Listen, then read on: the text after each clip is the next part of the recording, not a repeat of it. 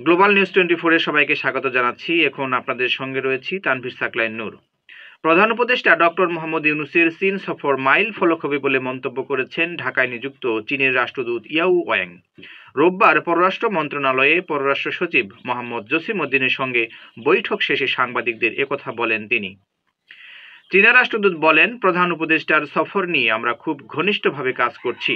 অপেক্ষা করুন এবং দেখতে থাকুন। এই সফর গুরুত্বপূর্ণ ঘোষণা আসতে পারে। সফরটি একটি মাইল ফলক হবে।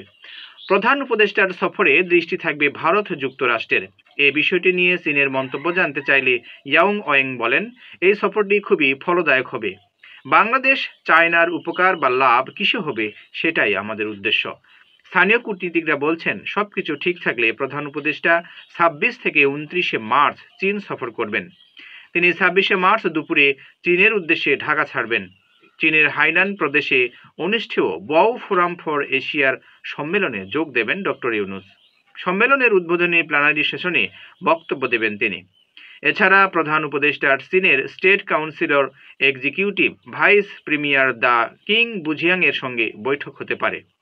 28 মার্চ বেইজিং এর গ্রেট হল অব দ্য পিপলসে চীনের প্রেসিডেন্ট শি জিনপিং এর সঙ্গে বৈঠকে বসবেন ডক্টর ইউনূস। একই দিনে হুয়াই কোম্পানির উচ্চ প্রযুক্তি সম্পন্ন এন্টারপ্রাইজ পরিদর্শন করবেন তিনি। 29 মার্চ চীনের বিখ্যাত বিশ্ববিদ্যালয় পিকিং ইউনিভার্সিটি ডিগ্রি প্রদান করবে এবং সেখানে তিনি বক্তব্য রাখবেন। পরে বেইজিং থেকে চীনের একটি বিমানে ঢাকায় ফেরার কথা রয়েছে প্রধান উপদেষ্টার। সুপ্রিয় দর্শক, এতক্ষণ আমাদের সাথে থাকার জন্য সবাইকে ধন্যবাদ। পরবর্তী সংবাদ দেখার জন্য এক্ষুনি আমাদের চ্যানেলটি সাবস্ক্রাইব